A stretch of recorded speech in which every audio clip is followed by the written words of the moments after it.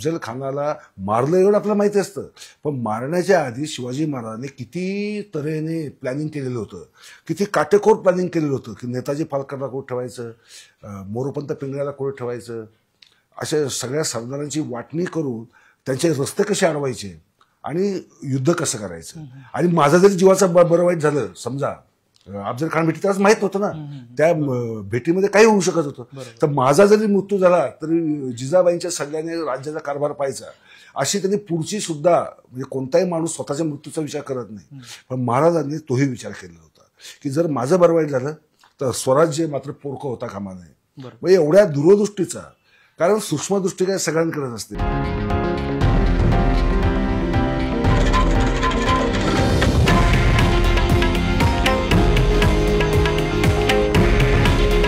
हे आहे देशातील नंबर 1 न्यूज नेटवर्क आणि आपण पाहत आहात TV9 मराठी.